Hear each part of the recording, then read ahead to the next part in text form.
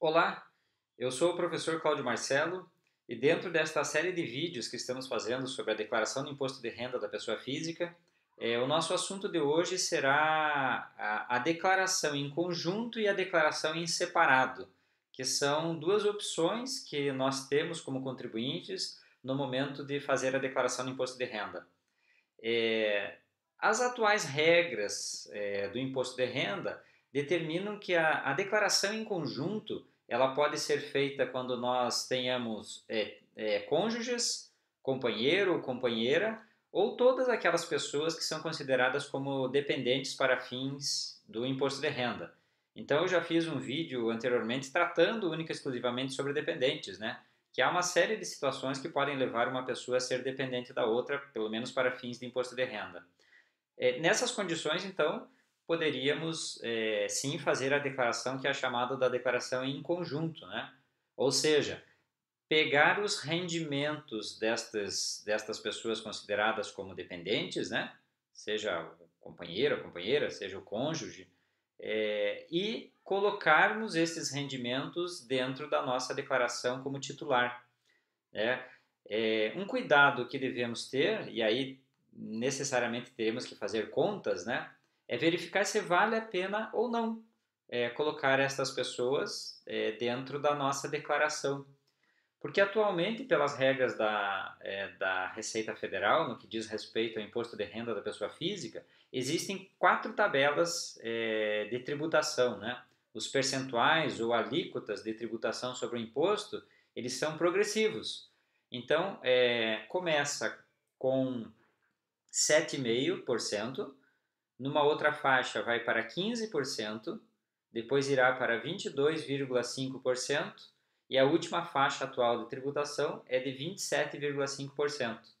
Então, quando pegamos os rendimentos destas pessoas que poderiam declarar em separado e colocamos na nossa declaração em conjunto, pode ser que às vezes não vale a pena, né?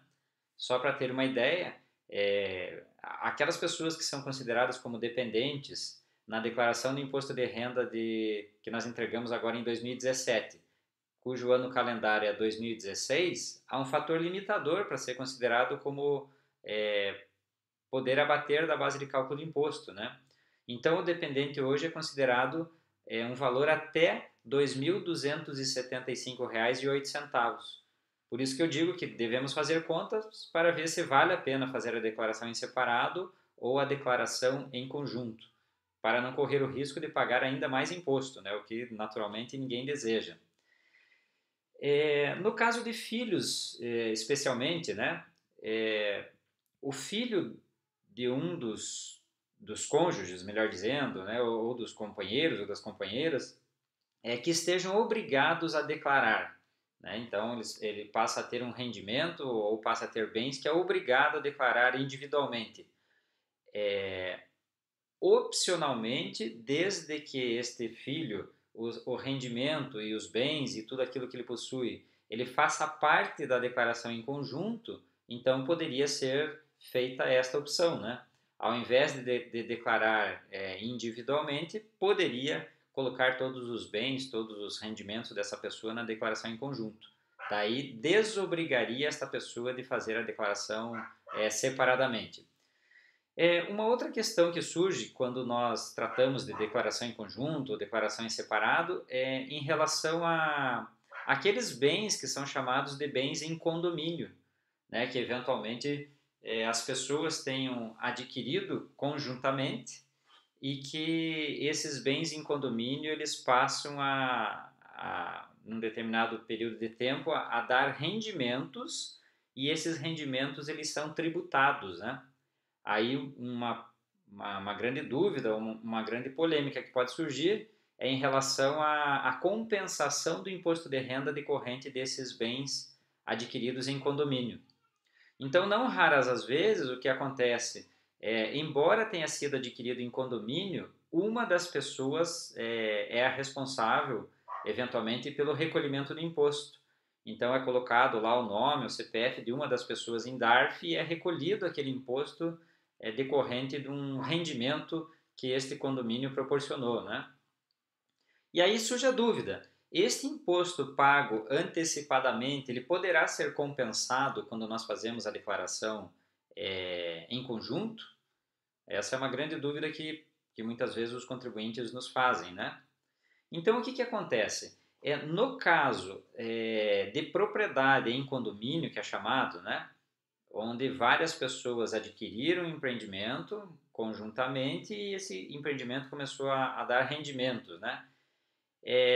A princípio, cada proprietário ele tributa a parcela que lhe couber deste consórcio, podemos dizer assim, que foi feito entre as pessoas para ter aquela determinada propriedade, né? Porém, somente no nome daquele que foi feito o recolhimento do imposto é que poderá ser compensado.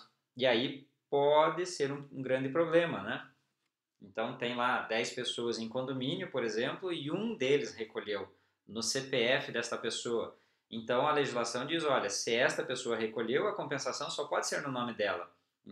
Então já daria um pouquinho de dor de cabeça. Talvez tivesse que retificar aquela informação de tal maneira que constasse o nome de todos os integrantes do condomínio, né, para poder, de alguma forma, compensar individualmente na declaração de cada uma dessas pessoas. No caso da propriedade, né, ela ser em comunhão, que daí seria naqueles casos em decorrência de uma sociedade conjugal ou da união estável, aí é um pouquinho diferente a regra, né?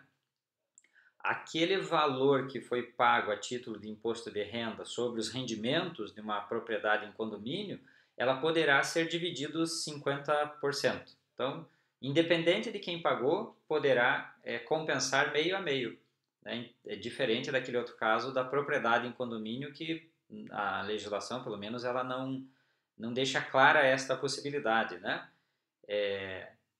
Opcionalmente, nesta propriedade em condomínio, em decorrência da sociedade conjugal ou da união estável, né, pode ser compensado o total na declaração da pessoa que está fazendo em conjunto, né, se optar por não fazer separadamente as declarações, pode compensar de uma vez só, independente de quem pagou. Neste caso, desde que todos os rendimentos e todas as informações de bens, de direitos de um dos cônjuges, ou companheiro ou companheira dessa união estável ou desta sociedade conjugal, faça parte da declaração do titular. Então, nesta condição, poderá compensar integralmente o imposto. Outra situação diz respeito a quando há, de fato, o casamento, né, ou essa união estável entre pessoas, né, independente de qual que é a orientação sexual dessas pessoas, né, se é casado através do considerado como cônjuge perante a legislação, o companheiro ou companheira, né, essa questão de fazer a declaração conjunta ou declaração em separado, ela é uma opção, então as pessoas podem fazer assumindo o conjunto de bens ou isoladamente, né?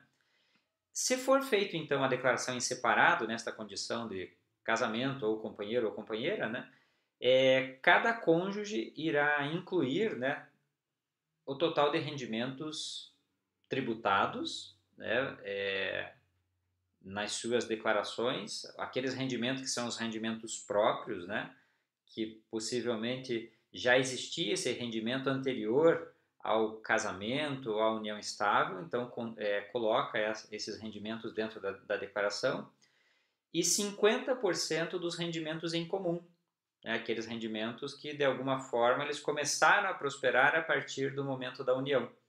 Daí nessa condição, se fizer a declaração em separado, será metade para cada uma das pessoas, né? Havendo dependentes, é sempre bom frisar, né? Mesmo que eu faça a declaração separada, o dependente poderá aparecer somente em uma das declarações, né? Não corram o risco, através do CPF, a Receita Federal ela consegue cruzar essa informação muito facilmente, né? Então, inadvertidamente, se colocar o dependente em duas declarações que são feitas em separado, a Receita Federal vai achar e vai buscar essa informação e dar inconsistência, né? E aí ser chamado a explicar ou a retificar a declaração, senão cai em malha fina. Se esta declaração entre companheiros ou companheira ou casados, né, cônjuges, ela for feita em conjunto, é apresentado em nome de um dos cônjuges o total, né, abrangendo todos os rendimentos e todos os bens. E daí, nesse caso, a pessoa estaria desobrigada de fazer individualmente a declaração de imposto de renda, pois já constaria na declaração de alguém, né? Desde que respeitadas as regras, né, sejam considerados de fato perante a legislação atual, casados ou união estável, ou de alguma forma comprovar esta condição. Tá ok? Então, em regras gerais, falamos um pouquinho sobre essa condição da declaração separada ou da declaração em conjunto. Lembrando então que é uma opção fazermos junto ou separado. Naturalmente deixará de ser uma opção em casos muito especiais, como por exemplo aquele contribuinte que ele é incapaz, né, por alguma condição de saúde, a pessoa não tem a possibilidade de fazer a declaração sozinho, isoladamente, né? Então, se ela tiver abrangência da legislação e for considerado dependente de outra pessoa, aí poderá todos os bens integrantes desta pessoa incapaz fazer parte da declaração do titular e aí ele cumpriria esta etapa de entregar a declaração no prazo certo. Ou seja, quase ninguém escapa de fazer declaração de imposto de renda, né? Independente se vai ser feito em conjunto, em separado, mas cada vez mais as regras estão apertando e a imensa maioria, uma grande parcela das pessoas que tem uma renda razoável ou que tem bens, deve fazer a declaração de imposto de renda. E a dica do vídeo de hoje é para não corrermos o risco de apresentarmos errado as informações perante a Receita Federal. Ok? Espero que tenha sido válido para cada um que assistiu. Não deixem de se inscrever no meu canal no YouTube.